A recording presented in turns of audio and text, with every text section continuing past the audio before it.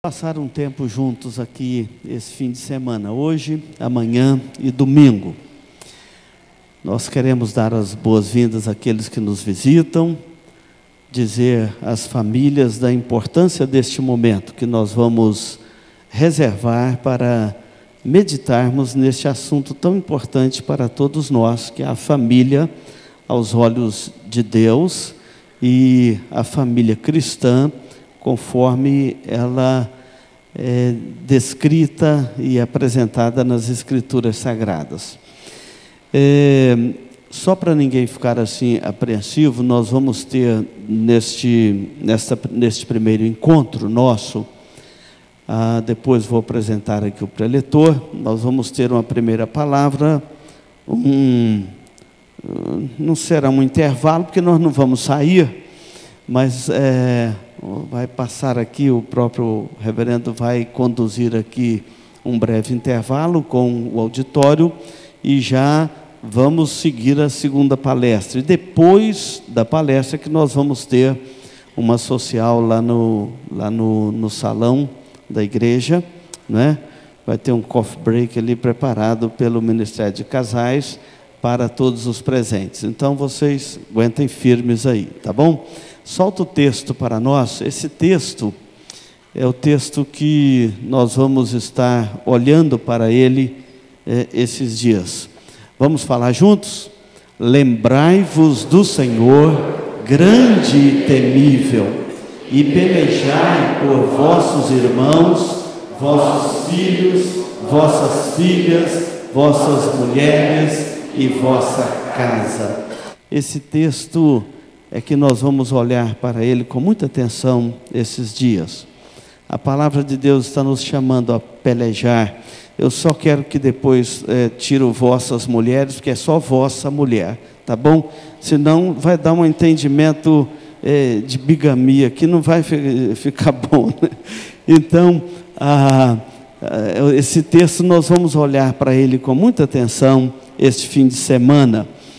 E pelejar pela nossa família, pela nossa casa, é um santo dever, é um sagrado dever que nós precisamos de atentar a ele diante do Senhor. Lá no salão social, você vai deparar lá com uma livraria, e tem lá este livro, tá? Do nosso preletor, e um segundo livro, Quando Pecadores Dizem Sim, não é? Então, você vai ter também a oportunidade de adquirir boa literatura. E nós comunicamos na divulgação do evento que quem quiser o certificado do congresso e também o material para o acompanhamento da palestra e preencher durante este evento, durante a palestra, você acompanhar, preencher, enfim, fazer as suas anotações, você pode dirigir ali no balcão de informações, e quem adquirir o kit, ele já vai ganhar 50% de desconto no livro lá no salão. Então, você que adquiriu o kit já sabe que você tem 50% de desconto no livro do pastor lá no salão social na hora do coffee break, tá bom? Eu quero chamar aqui o pastor Paulo Andreucci, vamos passar a apresentação dele, da sua esposa, está também com ele a sua filha, nós vamos apresentá-los aqui. Pastor Paulo Andreucci, pastor da nossa igreja, lá na cidade de Arapongas, no Paraná, a sua esposa, que também é psicóloga, dona Vera Andreucci, os dois têm trabalhado aí com família. É uma indicação do reverendo Evandro, né, que não tínhamos ainda tido a oportunidade de conhecer este casal, né, e conhecer o trabalho do reverendo Paulo Andreucci. O reverendo Evandro, que veio lá do Paraná para o nosso meio esse ano, nos trouxe aí a apresentação do pastor Paulo Andreucci. Com eles está a filha Ana Paula. Por favor, Ana Paula, fique de pé, né? Filha do casal, está acompanhando, e é uma alegria tê-los aqui conosco esses dias. Hoje, amanhã e domingo é o nosso congresso da família. Pastor Paulo, muito bem-vindo, você, dona Vera, Ana Paula, Sejam muito bem-vindos, Deus abençoe e tenha a palavra. Nós vamos orar pelo pastor Paulo. Curva a sua cabeça. Ó Deus, agora quando vamos receber a Tua palavra, e a Tua palavra é vida, feliz aquele que atenta à palavra do Senhor e anda pelos valores, os princípios da palavra do Senhor, porque é para toda a eternidade. Portanto, meu Deus, nós bendizemos ao Senhor pela vida do nosso irmão, reverendo Paulo, da dona Vera, sua esposa, que vão estar ministrando aos nossos corações esses dias, sendo instrumentos da Tua graça, do Teu amor e da Tua misericórdia no nosso meio. Que o Senhor mesmo esteja usando estes irmãos para trazer a nós a palavra, a orientação vinda da Tua parte, para fortalecer a família, para encorajar os nossos jovens ao casamento, para dar instruções sadias ao Teu povo, aos casais, para que sejam fortalecidos mais e mais na Tua graça e no Teu poder. Portanto, colocamos a vida deste casal na Tua presença agora e que o Senhor mesmo esteja usando-os como instrumentos nas Tuas mãos. Oramos no nome de Jesus. Amém, Senhor. Obrigado. Amém. Muito bem, meus irmãos. Graças a Deus por essa hora. Quero agradecer primeiramente a Deus. Sou imensamente grato ao Senhor por Ele ter me alcançado, começar um processo de restauração na minha vida, me santificar na Sua palavra, e agora Deus tem nos dado até o privilégio de compartilhar a palavra. Então eu sou muito grato a Deus. Sou grato também ao pastor que teve a coragem de me indicar, ao conselho pela confiança. Muito obrigado. Nós vamos ver um vídeo institucional primeiro do nosso ministério e depois nós vamos dar seguimento. Por favor.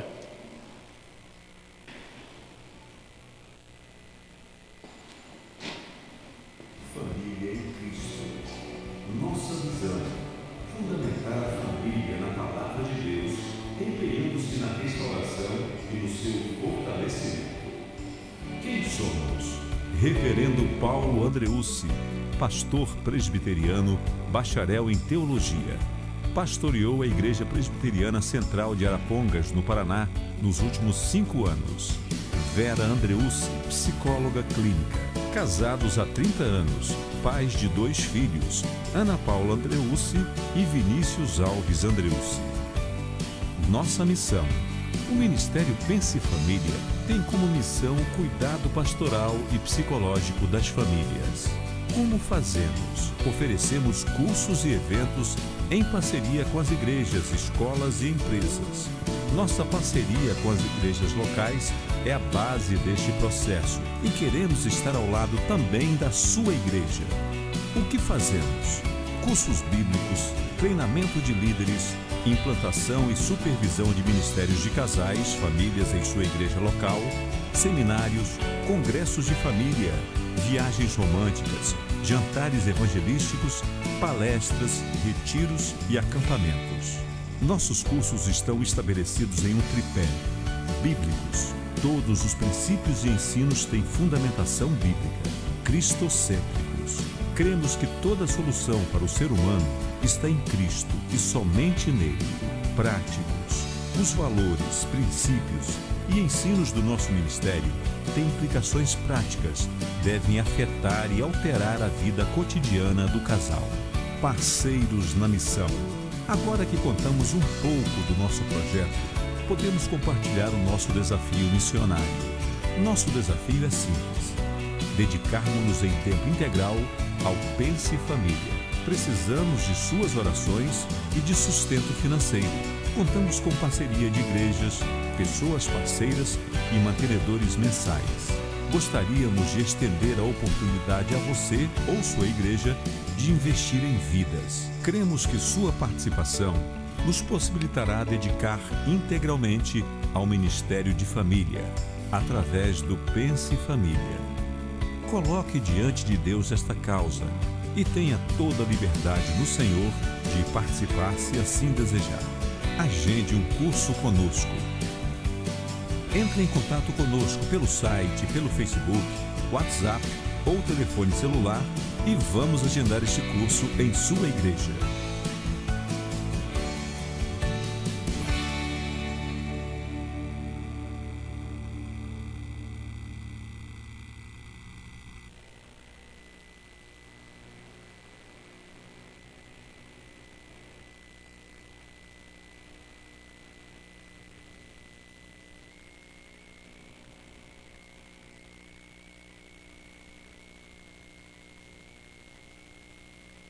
Vida.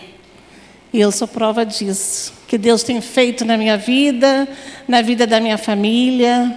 Então é um prazer muito grande estar aqui no meio de vocês, para a gente conversar um pouco, compartilharmos, porque eu creio quando a palavra diz assim, olha aquele que é poderoso para fazer infinitamente mais do que tudo, quanto pedimos ou pensamos, conforme o seu poder que opera em nós. Então é pela graça do Senhor. Que vocês possam aproveitar grandemente esse momento. Algo de Deus tem para você, tem para a sua família, tem para o seu coração. Esteja bem aberto. Pouca crítica e muito coração aberto na presença do Senhor, que Ele vai agir. Amém? Muito bem, irmãos. Que coisa boa, né? Que você está aqui.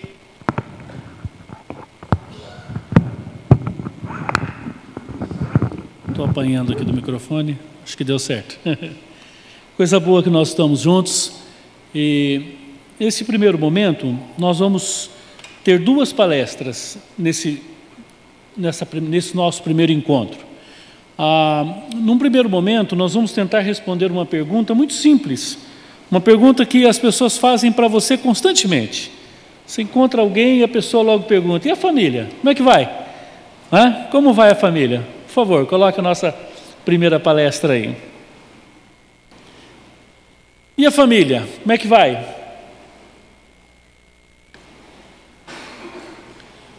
Essa é uma pergunta que as pessoas fazem, mas elas não têm o mínimo interesse de que você responda. Você imagina você faltando 10 minutos para fechar o banco, você correndo para chegar no banco, com um boleto para pagar, algumas coisas, cheque para cobrir, e aí você encontra alguém e você diz para ele, como é que vai? Tudo bem? E aí você educadamente pergunta, e a família? Como é que vai? Ele diz, rapaz, que bom, eu estou com tanto problema lá em casa, espera aí que eu quero contar para você. Você diz, não, só estou perguntando por perguntar. A ideia era só saber, era só uma pergunta. E na verdade a maioria de nós, quando respondemos essa pergunta, também respondemos sem pensar. Não, está tudo bem, está tudo certinho. Mas quando nós começamos esse nosso curso, e nós vamos fazer aqui 6 perguntas, em 6 palestras, vamos tentar responder essas perguntas. A primeira delas é, e a família, como é que vai? Hoje ainda nós vamos falar o que é uma família cristã, o que é uma família cristã, como que se constitui uma família cristã. Amanhã nós vamos responder num primeiro momento uma pergunta que muitas vezes você deve ter feito para você mesmo. Será que eu casei com a pessoa errada? Será que eu casei com a pessoa errada? Alguns já não estão nem perguntando mais isso, já estão certos de que casaram com a pessoa errada, Nós vamos tentar responder essa pergunta para você de uma forma bem mais clara do que talvez você tenha pensado. Num quarto momento, nós vamos conversar um pouquinho a respeito do caminho da restauração de um casamento.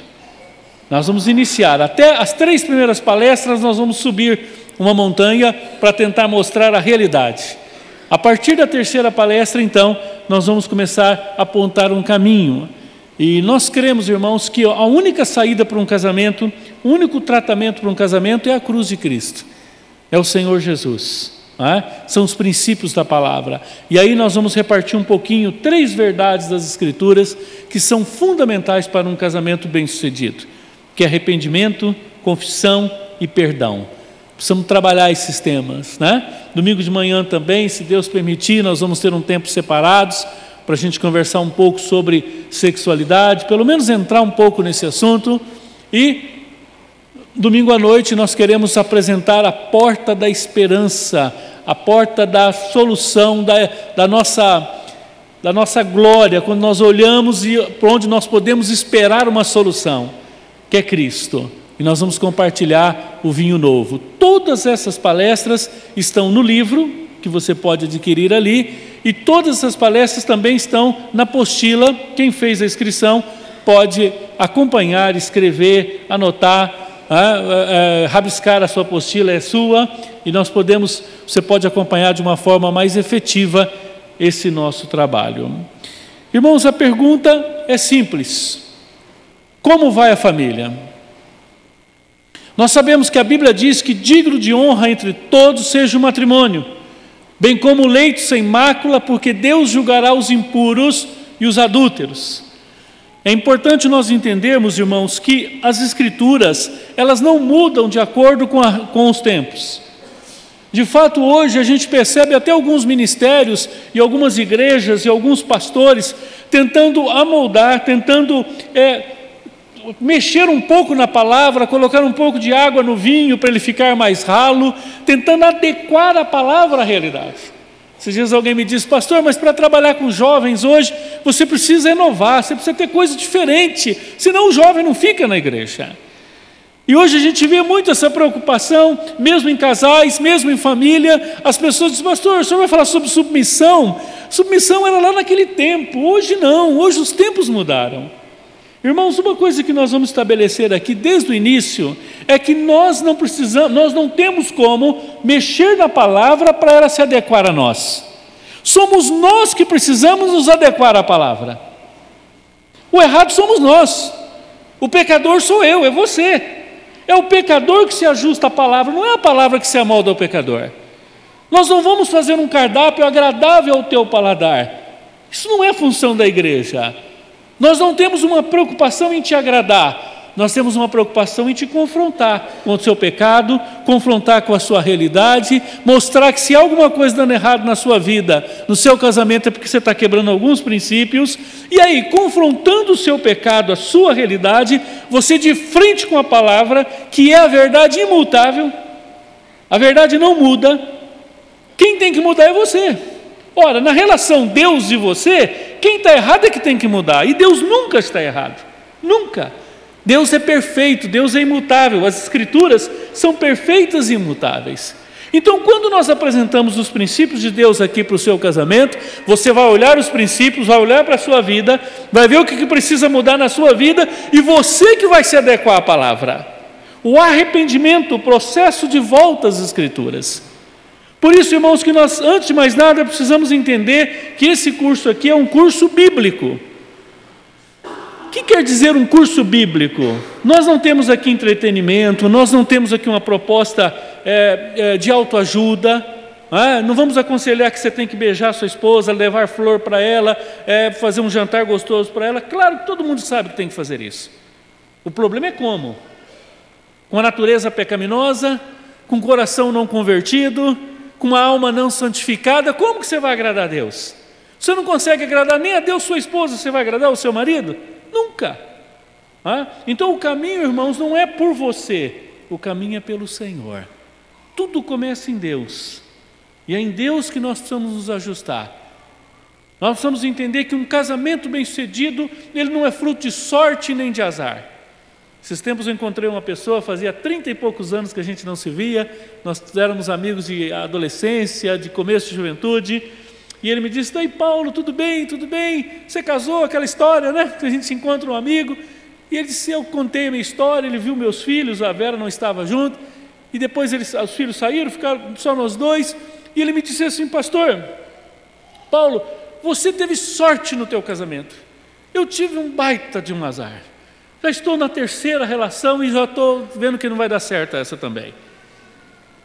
E aí ele contou a sua experiência. As pessoas acham que um casamento bem-sucedido é fruto de sorte ou de azar. Irmãos, para cristão não tem sorte nem azar. Tem providência de Deus, tem graça de Deus e tem colheita por causa do pecado. Um casamento bem-sucedido, ele não vem pronto. Um casamento bem-sucedido é fruto de você praticar os princípios de Deus. Antes de mais nada, precisamos estabelecer isso. Diz que um certo homem, ele tinha um sítio, e todas as manhãs ele ia no seu sítio orar, e ele orava dizendo assim: Senhor, abençoa os meus caminhos, Senhor, abençoa os meus caminhos. Parecia uma oração até bonita, né? As pessoas ficavam impressionadas com a sua espiritualidade. Até que um dia Deus falou com ele claramente: meu filho, por que ao invés de você ficar pedindo para eu abençoar os teus caminhos, você não começa a andar no meu caminho que já é abençoado? O que torna um casamento bem-sucedido é você praticar os princípios de Deus. O que torna um casamento abençoado não é sorte nem azar. Oxe, mas levei uma sorte com a minha esposa, que mulher que eu casei, olha que homem que eu casei. Irmãos, todo mundo casou com um pecador. E pecador peca, não tenha dúvida. Uma hora ou outra pecador vai pecar. E você vai precisar das ferramentas da palavra na sua caminhada. Agora, o que é um casamento bem-sucedido? Um casamento bem-sucedido é um casamento que pratica os princípios do Senhor. Há uma promessa, irmãos, a Bíblia é infalível, os princípios de Deus são infalíveis. Se tem um princípio na palavra, se você praticar esse princípio, você vai ter o resultado, não tenha dúvida. Queria fazer algumas considerações rápidas, preliminares, né? Uma nós já acabamos de fazer, por isso que nós confessamos que nós temos a palavra de Deus como nossa regra de fé e prática. Por isso que nós vamos apresentar, o nosso propósito aqui é ler as Escrituras, explicar as Escrituras, aplicar as Escrituras e você praticar em casa. Isso é que vai dar sentido, isso que vai tornar esse curso muito bom. Às vezes as pessoas confundem isso, né? Esses dias um casal da nossa igreja se separou, aí alguém me disse: pastor, mas como que pode? Você tem um ministério de casais lá e um casal está separando? Eu não estou entendendo isso, né? Eu disse: irmão, o que torna um casal bem-sucedido não é se na igreja dele tem ministério de casais, é se ele pratica a palavra de Deus. Em segundo lugar, né, nós temos que ter uma convicção de que nós somos pecadores e nós precisamos da graça de Deus. O primeiro pré-requisito para o seu casamento começar a entrar nos eixos é você entender que você é um pecador. E você precisa vir para esse curso com o espírito aberto para ser corrigido, admoestado. Eu sei que às vezes você está aqui dizendo: eu só estou aqui porque é um programa da igreja, mas eu já tenho tantos anos de casado, eu sei tudo sobre casamento, eu já sei tudo, eu já estou cansado até de tantas ministrações sobre casamento, mas desarme seu coração, abra o seu coração e diga: Senhor, fala o meu coração, eu quero ser transformado. Eu quero convidar você nesse momento a curvar a sua cabeça. Se você estiver perto da sua esposa, você pegar na mão da sua esposa. E se estiver perto do seu marido, pegue na mão do seu marido, ore com ele agora em silêncio, ore a Deus e diga: Senhor, vê se há em mim algum caminho mau e guia-me pelo caminho. Eu quero aprender, eu quero ser transformado. Seja qual for a sua motivação, porque você está aqui, alinhe a sua motivação agora com as Escrituras. Alinhe a sua motivação agora com a palavra. Diga para o Senhor nessa noite: Senhor, eu quero mudar. Senhor, eu quero que o Senhor comece um processo na minha vida de santificação. Em nome de Jesus. Em nome de Jesus. Amém. Irmãos, eu quero deixar registrado uma leitura aqui, apenas alguns versículos. Nós vamos usar várias vezes a Bíblia, mas apenas a título de introdução. Gênesis capítulo 2, verso 18, disse mais o Senhor Deus: não é bom que o homem esteja só, far-lhe-ei uma auxiliadora que lhe seja idônea. Verso 24, por isso deixa o homem pai e mãe, e se une à mulher, e tornam-se os dois uma só carne. Portanto, nós entendemos que o casamento nasce no coração de Deus para ser um lugar de presença, de relacionamento. O casamento é um projeto divino. O casamento não nasce no coração dos homens. A instituição casamento e a instituição igreja são as únicas instituições divinas. Não tem mais nada nesse mundo estabelecido por Deus a não ser essas duas: a igreja e a família. Então a família nasce no coração de Deus para ser esse lugar relacional, esse lugar de companheirismo, de comunhão. Mas a pergunta é: como vai a família? Como é que está a família hoje? Eu diria, diante de mais nada, que a família não vai bem. Aliás, a família vai muito mal. Os índices de divórcio são alarmantes. A quantidade de casais que estão vivendo mal dentro de casa, a quantidade de pessoas que estão vivendo dentro do mesmo teto, mas não se amam, não se respeitam, não se consideram, não têm mais carinho. A quantidade de pessoas que vivem mal é maior do que os que estão se separando. É assustador os casais que estão vivendo crises e mais crise e não têm coragem de tratar, não têm coragem de ir ao médico, não têm coragem de buscar ajuda. Nós vivemos uma crise matrimonial. Há um descrédito, a sociedade desacreditou no casamento. Hoje há uma estrutura diabólica montada através de novelas, de mídia, de propaganda, de arte, de cinema, tudo montado para atacar a família. Você pode ver que nos filmes, nas músicas, sempre o papel do homem é meio patético, meio ridículo, e a mulher bem-sucedida é aquela que não tem homem, que não tem marido, que não tem relacionamento. Os seus relacionamentos são apenas para usar alguns homens. Há um espírito de destruição da família. E parece que a sociedade tem engolido isso. Por isso há uma apatia em relação ao casamento. Há um desânimo em relação ao casamento. Esses dias, tempo atrás, eu fiz um casamento e o noivo estava me dizendo: pastor, à medida que eu ia nas casas levar os convites do meu casamento, eu chegava numa casa, entregava o convite, e aí eu dizia: olha, meu casamento, quero convidar vocês e tal, e dava uma pausa, daqui a pouco as pessoas olhavam para mim e falavam assim: rapaz, mas você tem certeza que você vai casar mesmo? Poxa vida, você é tão novo, rapaz, pensa bem. A mulher botava a mão no rostinho da moça e falava: tadinha, não sabe o que vai passar. E ele disse: pastor, parecia que eu estava falando que eu estava indo para a guerra, para o Vietnã, né? Estava indo para a Síria, né? Estava indo para um combate. Porque as pessoas olham para o casamento como algo ruim. E de fato hoje a família não vai bem por vários motivos. O relacionamento, o chamado de Deus, o casamento é um chamado de Deus para relacionamento.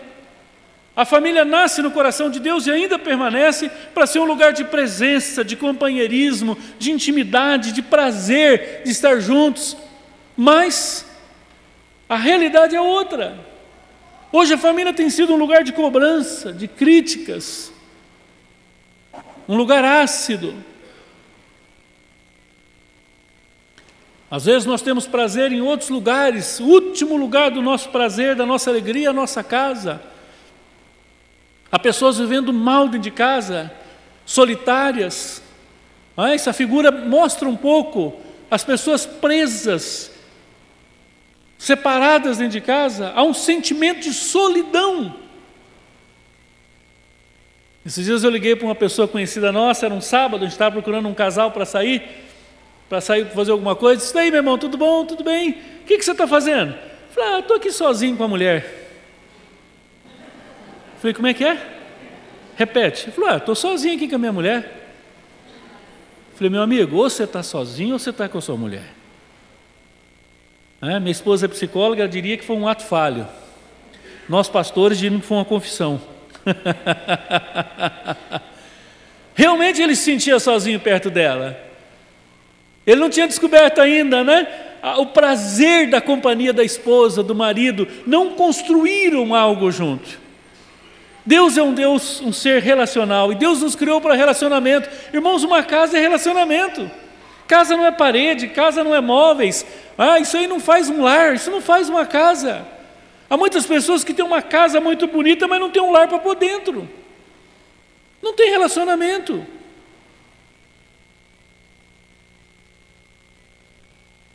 O que é um relacionamento, O que é um lar pleno? Eu gosto muito quando Paulo escreve a Timóteo, e lá no capítulo 3 ele diz assim: sabe, porém isso, nos últimos dias os tempos serão difíceis. E os tempos serão difíceis porque os homens serão. E aí ele vai elencar ali 18 características da sociedade pós-moderna. Parece um livro de filosofia de pós-modernidade. Aquele capítulo maravilhoso, numa palavra se referindo aos homens ou às mulheres, ou o ser humano dos últimos tempos. E nós temos hoje algumas marcas da nossa sociedade que evidenciam, que torna a família algo muito complicado. Alguns espíritos, nós vamos chamar de espírito aqui, mas não é espírito maligno, Pode ser também, mas aqui é mais atitudes, né? Intentos do coração, anseios da alma. O ser humano pós-moderno, ele é por natureza hedonista. As maiores decisões da nossa sociedade hoje são tomadas em cima do hedonismo. O que é o hedonismo? É a filosofia que prega o prazer como fim de tudo. É a busca pelo prazer a qualquer custo. O sujeito olha para o espelho, 40, 50 anos de idade, 60, a vida está acabando, não crê na eternidade, não tem compromisso com Deus. Ele diz: eu quero ser feliz, eu quero viver a vida. Eu não vou ficar preso a uma mulher o resto da minha vida, eu não vou ficar preso a um homem. E a mulher está lavando louça, a máquina batendo, criança chorando, louça por lavar do dia anterior, a televisão ligada, numa novela, e uma mulher bonita, nova, sem nenhum tipo de problema, amando um homem hoje, outro amanhã, mudando de vida, e ela olha para aquilo lá, olha para ela, olha para aquilo ali e diz: chega, eu vou ficar aqui? Eu vou ficar aguentando esse mesmo homem a vida inteira? Já descobri todos os defeitos dele, as qualidades, nem lembro mais. Eu vou viver minha vida. E pasmem, irmãos, hoje há muitas e muitas pessoas chegando a essa conclusão. Hoje há líderes tomando essa decisão. É uma sociedade que acredita no cupido. Diz: não, eu amo outra mulher, não amo mais a minha esposa, não amo mais meu marido. Tempo atrás fui ajudar um senhor que estava se separando, ele diz: não é culpa dela, eu me apaixonei por outra mulher. E eu quero ser feliz, eu tenho o direito de ser feliz, eu sou infeliz com ela, ela é infeliz comigo. Nós não vamos ficar infelizes aqui o resto da vida, um olhando para o outro. Está acabando o tempo, eu vou morrer, e aí? É uma sociedade imediatista, que acredita no aqui e no agora. É uma sociedade montada em cima do hedonismo. Eu quero ser feliz, se para ser feliz eu preciso deixar a esposa, eu vou deixar. Agora, pasmem, irmãos, as pessoas são inconsequentes nessa decisão. Totalmente irresponsáveis. O hedonismo faz com que a pessoa olhe só para o umbigo. Pouco tempo atrás, na nossa igreja, uma pessoa que frequentava a nossa igreja arrumou um amante, foi morar com o amante. Chegou em casa, abriu uma bolsa, começou a colocar as coisas e foi embora de casa. Seu filho de 6 anos começou a chorar desesperado. E à medida que ele colocava as roupas dentro da mala, o menino tirava de dentro da mala, dizendo: pai, não vai. Pouco tempo eu e a Vera fomos atender essa mãe com esse menino, e o olho desse menino, a expressão desse menino nunca sai da minha mente. E depois que eles saíram, eu olhei para a Vera e eu chorando disse para a Vera: nenhum ser humano nesse mundo tem direito de fazer isso com a criança. Por amor, por idolatria do seu ego, por paixão por si mesmo. Uma sociedade idólatra de si mesmo, do seu prazer, da sua vontade, e que para isso ele quebra todos os princípios e pisa em todo mundo. Uma criança que será marcada pelo resto da sua vida, por um dia seu pai ter abandonado a sua casa. A criança vai se sentir culpada, vai sentir medo, vai ter sérias consequências. Eu sei que para a sociedade depois vão contar: nós estamos muito bem, separamos, mas somos amigos. Nós sabemos, nos consultórios pastorais, como é que essas coisas são. Não é bem assim. Irmãos, uma sociedade hedonista, uma sociedade que quer buscar o prazer. A pergunta é: você está feliz? Então vai, então faz, segue teu coração. Uma sociedade hedonista, uma sociedade que busca prazer a qualquer custo. Se precisar subir nas pessoas, sobem. Mas há uma outra marca dessa sociedade, uma sociedade narcisista. Sabe o que é isso? Esse narciso é diferente, né? Aquele lá ele olhava na água, né? Esse aí olha no celular. O narcisismo, irmãos, é uma deformidade da alma, né? a minha esposa pode explicar isso melhor, né? E outros profissionais de saúde aqui também, de que a pessoa se apaixona por ela mesma, ela começa a ter olhos só para ela. Ele é adorador do corpo, ele tem uma paixão por si mesmo. Ele tem um sentimento exagerado de autoestima, né? Que na verdade é o contrário. As academias estão cheias de pessoas assim. Não há nada de errado de fazer uma academia.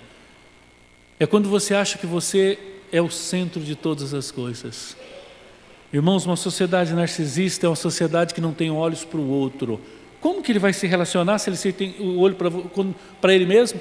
Se quando ele olha para alguém, ele vê ele busca ele, ele tira foto dele, ele vê ele, é sempre ele, sempre ele, sempre ele. O corpo, irmãos, vamos prestar atenção nisso. O corpo tomou um lugar na nossa sociedade, há uma idolatria do corpo. Obviamente que esse tipo de deformidade da alma está relacionado a uma visão errada da eternidade. Não crê no espírito, não crê na alma, só crê no corpo. Vive para o corpo e para o dele. Há casos exagerados que ele não consegue olhar para outras pessoas. E quando alguém diz, olha que cabelo bonito, ele fala, mas o meu, olha que rosto bonito, mas o meu é só ele. E hoje nós vivemos isso. Mulheres que não conseguem ter olhos para os filhos. Eu fico impressionado hoje, quantas mulheres abandonam os filhos dentro de casa para cuidar dela. Não há nada de errado de uma mulher cuidar dela, mas se elas têm um chamado de esposa e de mãe, ela precisa responder ao chamado de Deus. Terceira característica do nosso tempo, que tem destruído os casamentos, por isso que a família vai mal, não é só por causa do hedonismo, não é só por causa do narcisismo, há o consumismo. O consumismo na nossa época, irmãos, ele tem um sentido maior. Não é consumo, não pensa numa pessoa que gasta muito, não é isso. É a pessoa que faz da compra um sentido da vida. É um simulacro de alegria, de sentido. É uma simulação. Ele compra para se sentir gente, ele compra para se sentir bem. É um anestésico da alma. E eu sei que as mulheres estão olhando para essas fotos, os homens estão apavorados com isso, né? E se nós parássemos aí, eu seria extremamente injusto com as mulheres. Dá uma olhadinha ao homem também. Esses dias um homem estava reclamando da esposa, né? E ele dizia assim, minha mulher compra tanto sapato. E eu ajudei ele a entender que só um pneu que ele comprou para o carro diferente dá para comprar 50 pares de sapatos. O homem tem outras vaidades, né?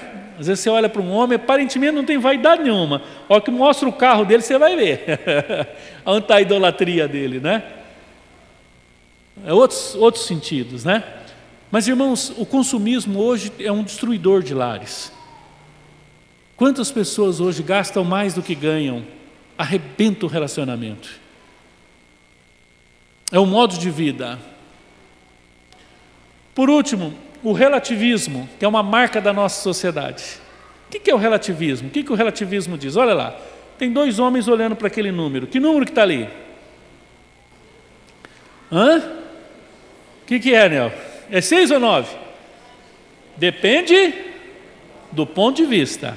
Você já viu essa expressão? O que é o relativismo cultural? É a ideia que um conceito não serve para todo mundo. O que é verdade para você, é verdade para você, não é verdade para mim. O que é pecado para você, é pecado para você, para mim não é pecado. Aí o Simpson resolveu isso. Porque a Bíblia é um livro de absolutos. O que ele fez com a Bíblia? Meteu fogo na Bíblia. Hoje isso é uma marca da nossa sociedade, que não aceita absolutos. Não aceita. Esse negócio de, por exemplo, o que é pecado, o que é verdade, quem que salva, só Jesus Cristo. Que é isso, falar que só Jesus Cristo salva? A sociedade não aceita isso. O conhecimento é relativo, o que serve para um não serve para outro. Esses tempos atrás, uma pessoa, depois de uma palestra dessa, me procurou e disse, pastor, eu sei que o senhor ensinou que o homem tem que estar submisso a Cristo, a mulher tem que estar submissa ao marido, os filhos submissos aos pais, mas é o seguinte, tudo bem, mas lá em casa isso não funciona não, lá em casa quem manda sou eu e dá certo. A mulher disse isso na frente do marido, né? E eu fiquei olhando para o marido, Falei, o que ele vai falar? Não falou nada, porque já não fala nada em casa, não fala nada ali também, né? E aí? Eu disse, olha, uma experiência não torna relativo um princípio bíblico. Pode ter 1 milhão de lares que a mulher mandando funciona. Isso não vai mudar um princípio da palavra. Quem governa um lar é o marido.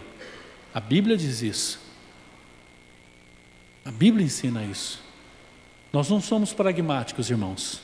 No pragmatismo, a pergunta não é o que está certo, a pergunta é o que dá certo. Dá certo? Esse tempo atrás eu vi um casal assim, a mulher trabalha fora e ele limpa a casa, faz a comida, cuida dos filhos, chega, dá um beijinho na esposa, tira o sapato dela e tal. É perfeito, está dando certo. A pergunta não é se está dando certo, a pergunta é se está certo. Não é? E há uma resistência muito grande a alguns absolutos das Escrituras.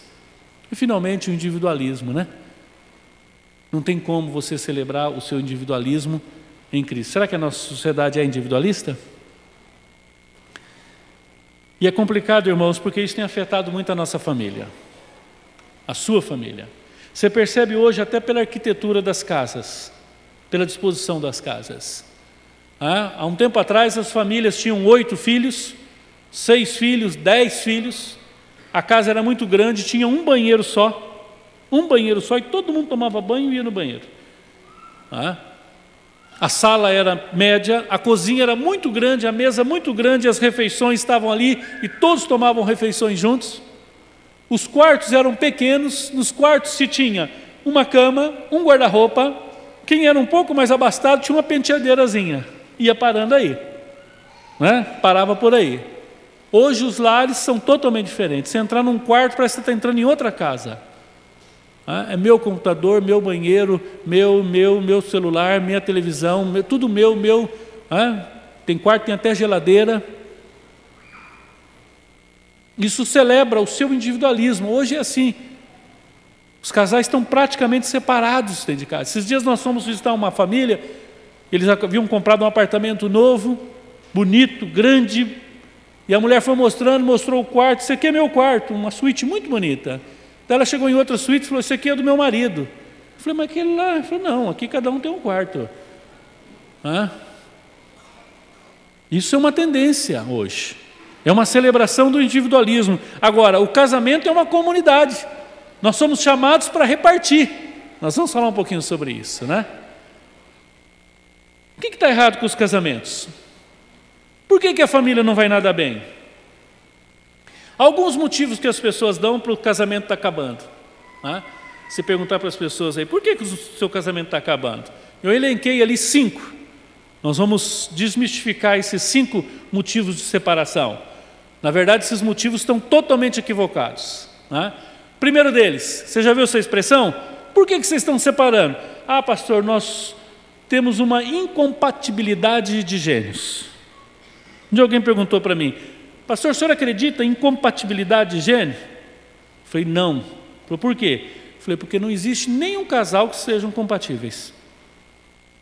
São 2 pecadores, são 2 culturas. Sabe o que significa incompatibilidade? Traduz, falta de cruz, falta de renúncia, falta de perdão, falta de amor, falta de verdade, falta de ter um espírito de servir.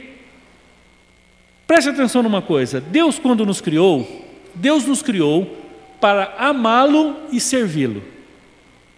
Quando Deus nos criou para amar a Deus e servir a Deus. Quanto mais você ama a Deus, mais você serve a Deus, mais feliz você é. E mais feliz por fazer isso, você serve mais, você ama mais a Deus. Naturalmente o casamento, ele é um chamado para você amar e para você servir.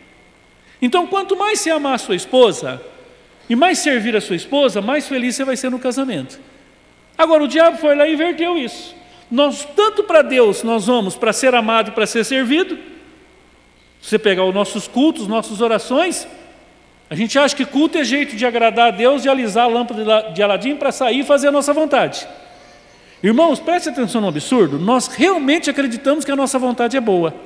Tanto que a gente vive dando conselho para Deus. Deus, faz isso aqui, faz aqui. Deixa eu explicar para o Senhor. Se eu explicar, o Senhor vai entender, o Senhor vai fazer o que eu quero. Sabe qual é a maior libertação nossa? é quando Deus não... Claro que Ele não vai fazer a nossa vontade, é quando nós não aceitamos mais a nossa vontade e começamos a desejar a vontade de Deus. O casamento é uma escola de Deus para nos libertar de nós mesmos. Então, o que o mundo chama de incompatibilidade de gênios, a Bíblia chama de pecado, de egoísmo, de idolatria de si mesmo. Esses dias alguém falou assim, olha, aquele casal está separando. Eu falei, o que foi? Ele falou, pastor, estão numa crise financeira, mas numa crise financeira o casamento não vai aguentar não. Eu falei, é mesmo? Depois passou um tempo, tinha um outro casal lá. Eu falei, e esse casal, como é que está? Ele falou, estão separando. O que foi? Eu falei, pastor, o senhor não vai acreditar. O homem começou a ganhar muito dinheiro, e está ganhando muito dinheiro, e o dinheiro bagunçou a cabeça, estão separando. Eu falei, mas separa porque não tem, separa porque tem? Que negócio é esse? Dinheiro separa onde? Isso é uma desculpa esfarrapada. Isso não tem sentido um casal se separar porque não tem dinheiro? Se tem bastante, glorifica a Deus, dizima, dá oferta e vai curtir o dinheiro que Deus deu. Se tem pouco, dobra o joelho, vai aprender a viver com pouco e cresce o casamento. Não pode. Um dinheiro não pode nem separar nem unir. Mas há uma clássica, né? Essa vocês devem ter ouvido muito, né? Você vai separar, vou por quê? Acabou o amor.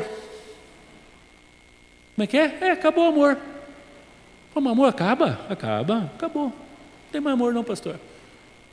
Esse tempo um diz assim, pastor, minha esposa, ela tira a roupa perto de mim, ela e um irmão meu, um vestiário de jogador, é tudo a mesma coisa, não tem mais atração física, não tem amor nenhum mais, acabou. Não tem mais nenhuma paixão. Acabou o amor. É impressionante que as mesmas pessoas que dizem que acabou o amor acreditam no Cupido. Eu era professor numa universidade que tem em Maringá, e capelão também dessa universidade, e eu lembro que eu estava ajudando um professor, e ele disse para mim, pastor, acabou o amor entre eu e minha esposa, acabou, não tem mais nada. E eu estou apaixonado, coincidentemente, por uma 30 anos mais nova que ele. E ele com dinheiro e ela pobre, e ele acreditando que ela amava ele de verdade. E ele acreditou. E ele dizia, pastor, acabou o amor, mas com essa outra, que amor, eu tô nas nuvens, eu sou outro homem. O que ele está falando para mim? Um professor universitário com doutorado, o que ele está dizendo? Que ele acredita no Cupido, que ele foi flechado, que ele foi traído pelo coração. Irmãos, nós vamos falar um pouco mais sobre isso mais para frente. Primeiro que o nosso conceito de amor está errado. Nós vamos entender o que a Bíblia diz que é amor. O verdadeiro amor jamais acaba. Não é o casamento, não é o amor que sustenta o casamento. É o casamento que sustenta o amor. Vocês acham que Deus ia... Porque as pessoas acham que amor é sentimento, né? Acho que amor é sentimento, é suspiro, é emoção, arrepio nas costas. Do jeito que você sentiu o primeiro dia que viu a esposa, você acha que você vai ver isso a vida inteira. Não é assim. Nós vamos falar um pouquinho mais sobre isso. Quarto lugar, desgaste da relação. Você já viu isso? A relação está desgastada, né? Sabe o que desgasta uma relação? Falta de conserto. Se um casal erra e conserta, restaura. Se não conserta, desgasta. Desacredita.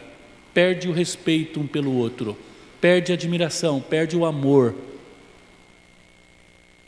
Entenderam? O que desgasta uma relação? Falta de praticar o princípio do arrependimento, da confissão e do perdão. Nós vamos gastar uma aula só sobre isso. Vamos correr. Finalmente, acabou a atração física. Irmãos, a atração física ela não é um fim em si mesmo. Ela é o resultado de uma relação maior.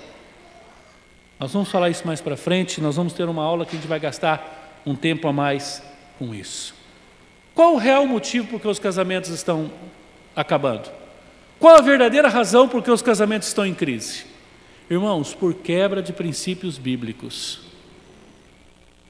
Não tenha dúvida, todo casal em crise, você vai puxando a linha, você vai ver que houve quebra de princípios.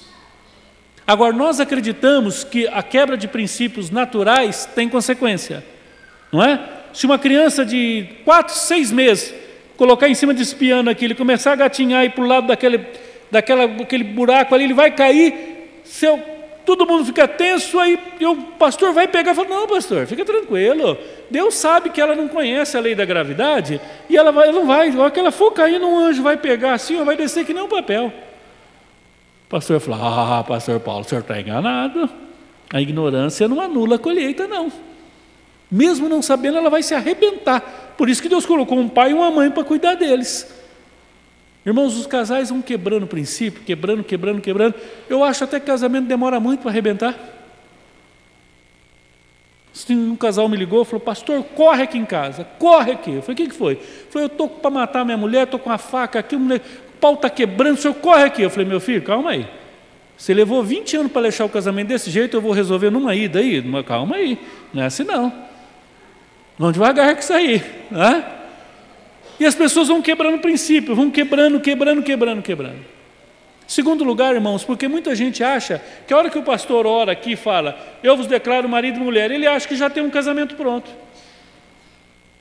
Irmãos, casamento não vem pronto, casamento é construído diariamente. E é como respirar e comer. Ontem você respirou? Eu tenho 55 anos de idade, faz 55 anos que eu respiro. Se eu parar de respirar agora, eu morro.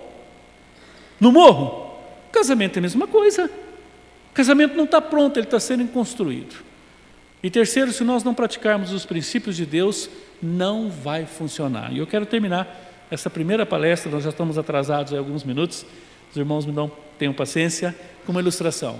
Imagina que você tira um carro, vai numa agência aqui de carro, tira o melhor carro que existe, 8 meses depois, 6 meses depois, você volta com esse carro guinchado na agência, devolve, chama o vendedor, esculacha com ele, fala, rapaz, você me vendeu uma porcaria, esse carro não presta, esse carro não anda, esse carro não pega, esse carro não serve para nada. Gastei uma fortuna nesse carro. Sabedor da situação, ele chama o chefe de oficina, ele vem, vai até você, pois não, aí você descarrega tudo em cima dele. Ele fala, vem cá um pouquinho, vem aqui comigo. Abre o porta-luva, tira o manual, falou, você sabe o que é isso? Falou, nunca abri aí. Pô, isso aqui é um manual do fabricante. Você trocou óleo nos períodos assim? Nunca fiz isso. Que combustível que você usou? Falou, eu parava no posto, que tivesse mais barato eu colocava. Você trocou, você calibrou os pneus, você cuidou disso, você viu isso? Não fiz nada, eu só ligava, pisava e ia embora. Ele falou, olha, está vendo aquele carro do lado ali? Igualzinho o seu, foi tirado na mesma época. Aquele proprietário, ele segue o manual do fabricante direitinho. Vai lá perguntar para ele o nível de satisfação dele com o carro. Não há nada de errado com o carro. Você usou o carro de forma indevida. Irmãos, tem gente devolvendo o casamento, dizendo que o casamento não funciona. Eu não acredito em casamento. Não há nada de errado com o casamento. O que há são práticas erradas que Deus estabeleceu para o seu casamento.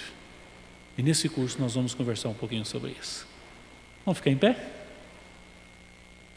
Faz assim, abre o braço assim, só não bate na pessoa que está do seu lado, tá? Vai um pouquinho para frente, leva lá em cima.